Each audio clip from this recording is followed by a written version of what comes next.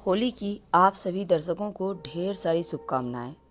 इस बार होली बहुत ही शुभ और दुर्लभ संयोग के साथ आया है।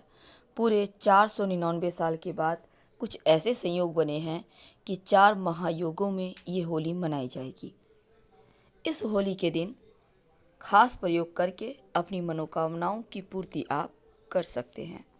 तो हर वर्ष फाल्गुन मास की पूर्णिमा को होलिका दहन किया जाता है और चैत्र मास की प्रतिपदा को होली मनाई जाती है, रंगों वाली होली। वैसे बहुत जगह पूर्णिमा के दिन भी रंगों वाली होली खेली जाती है। तो होली पर तिथियों को लेकर थोड़ी उलझन है, लेकिन उसके बारे में तो हम डिस्क्रिप्शन में आपको विस्तार से देंगे, शुभ तिथि और होलिका दहन से जुड़ी हुई तमाम चीज़ों के बारे में।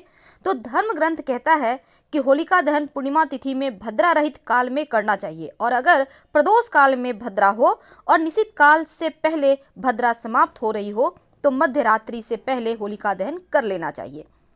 तो इस वर्ष हालांकि ये नियम लागू नहीं है, क्योंकि मध्य रात्रि में भी भद्रा का साया है और अगले दिन प्रदोष काल से पहले पूर्णिमा समाप्त होगी। तो ऐसे में भद्रा मुख काल को छोड़कर होलिका दहन किए जाएंगे।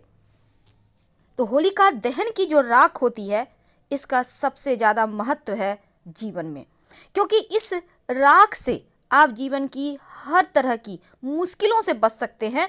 भौतिक, आर्थिक और मन की उलझनों को समाप्त करने के लिए धन की चाहत है, नौकरी व्यवसाय नहीं चल रहा, रिश्तों में समस्या है, नकारात्मक ऊर्जाओं का प्रकोप है, तब ऐसे में होलिका दहन की राख से छोटे से प्रयोग किए जाते हैं, जो आपके हर कठिनाइयों से आपको बाहर निकालेगा और मुश्किलों से बाहर बचाए रखेगा।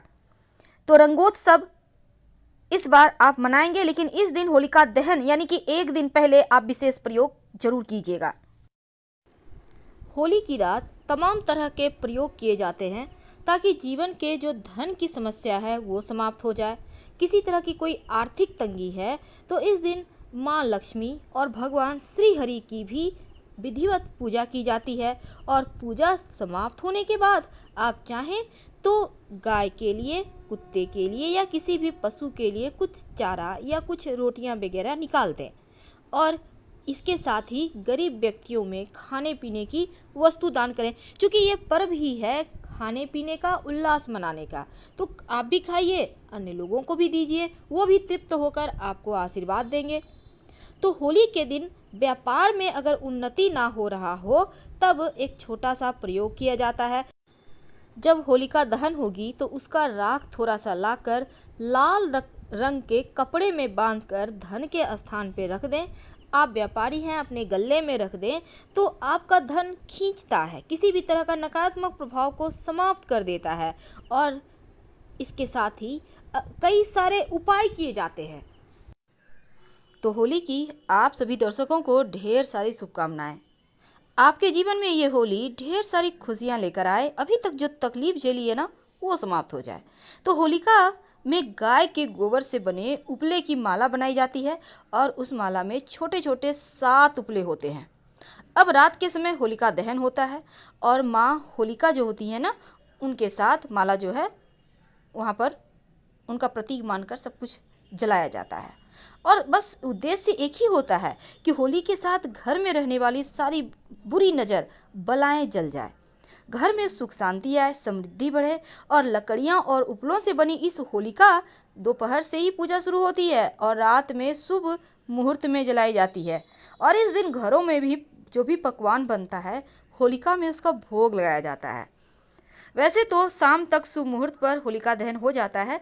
तो आज हम जो बात कर रहे हैं ना, होलिका दहन की जो राख होती है इसके विशेष प्रयोग के बारे में। आखिर इस राख का कौन सा प्रयोग करें कि जीवन की खुशियां लौट आए। तो होलिका दहन तो फाल्गुन मास की पूर्णिमा तिथि की मनाई जाती है और उसके अगले दिन रंगों वाली होली मनाई जाती है। इस दिन शत्रुता भूलकर गले लगने का दिन है, एक दूसरे के घर में जाकर खाने का दिन है, प्रेम लुटाने का दिन है। तो घर में सुख शांति के लिए छोटे छोटे प्रयोग किए जाते हैं। आज हम आपको एक खास प्रयोग बताएंगे। कई बार क्या होता है, घर में पति पत्नी की बनती नहीं, बहुत कलह क्लेश, आप परेशान हैं, क्या करें। तो जो क्लेश है उसकी शांति के लिए, घर में जो नकारात्मक ऊर्जा बढ़ गया है, जो आपके मन मस्तिष्क में हमेशा ही क्रोध बढ़ रहा है, हमेशा ही आवेश में आपको रखता है, आपकी वाणी में कटुता पैदा कर रहा है, उन चीज़ों से मुक्ति पाने के लिए एक छोटा सा काम कीजिएगा। होलिका की अग्नि में आप एक नया पैकेट आटा ले आइए, उसमें से थोड़ा सा निकाल लीजिए आटा, और जौ अगर मिल जाए तो अच्छी बात, नहीं तो गेहूं की बालियां ले लीजिएगा। जौ जो पूजा में हवन में यूज होता है वही वाला जौ लेना है, और गेहूं का आटा थोड़ा सा जाकर होलिका दहन की अग्नि में अर्पित कर दें, तो यकीन मानिए घर में सुख शांति बढ़ेगा, और जो भी ऊपरी बलाएं होंगी, नज़र होंगी, बद्दुआएं होंगी, दोष होगा, ग्रहों की पीड़ाएं होंगी, समाप्त हो जाती है। अब हम एक छोटा सा प्रयोग और बताएंगे। कई बार क्या होता है ना, आप खूब मेहनत करो, दिन रात मेहनत करो, पर आपका व्यापार में बरकत ही नहीं होता, लगता है जैसे किसी की नज़र लग गई है, चलती ही नहीं। पास वाली दुकान में ग्राहक आते हैं, आपके यहाँ नदारद आते भी हैं, सामान के बारे में पूछ के चले जाते हैं, क्या करेंगे? तो होलिका दहन के दिन एक छोटा सा काम करें। एक पीला रंग का कपड़ा ले लें। अब काली हल्दी तो आपको पता होगा, जैसे पीला हल्दी होता है ना गांठ वाली, वैसे ही आपको पूजा पाठ की सामग्री के दुकान में मिल जाएगा या जड़ी बूटी के दुकान में मिल जाएगा काली हल्दी।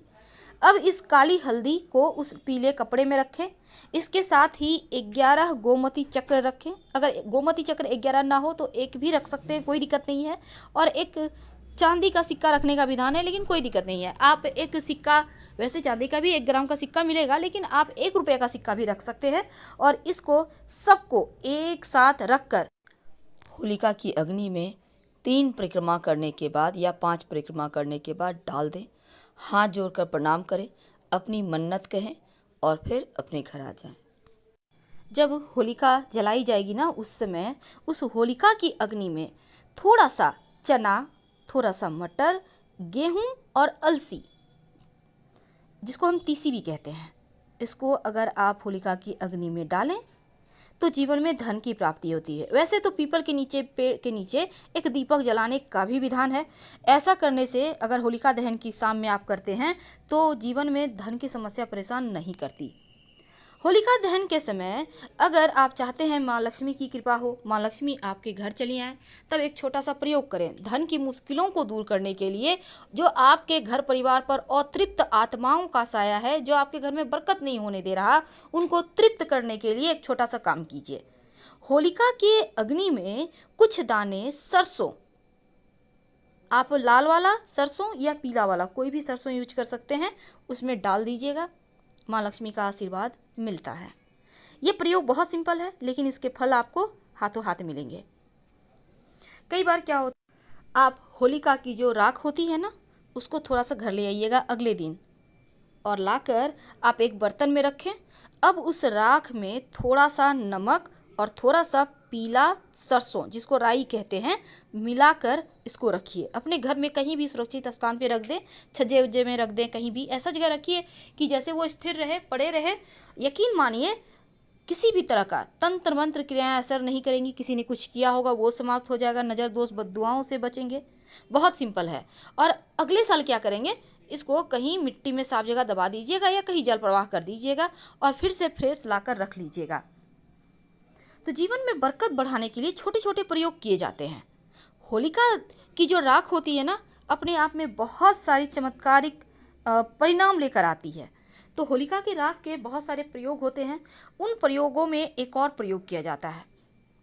होलिका की जो राख है, देखिए, होली की रात सरसों के तेल का चौमुखा दीपक घर के मुख्य दरवाजे पर बाहर की तरफ जरूर लगाइए, उसकी पूजा करें और भगवान से सुख शांति समृद्धि की प्रार्थना करें। यह प्रयोग वो बहुत दुर्लभ आश्चर्यजनक परिणाम देती है। देखिए, घर में अगर आपको लगता है कि किसी ने कुछ करवा दिया, बहुत परेशान है, तब होलिका जब दहन हो जाए तो उसकी राख शांत होने के बाद थोड़ा सा ले आइए, या आप चाहें तो जब अग्नि है थोड़ा सा उसी में से थोड़ा सा अग्नि ले आइए और अपने घर में आग्नेय कोण यानी दक्षिण पूरब कोना में तांबे के बर्तन में या मिट्टी के बर्तन में, मिट्टी का कोई भी बर्तन, आप दीपक में भी रख सकते हैं, उसको रख दें, रहने दें, पूरे साल रहने दें। और एक सरसों का तेल का दिया जरूर जलाइएगा।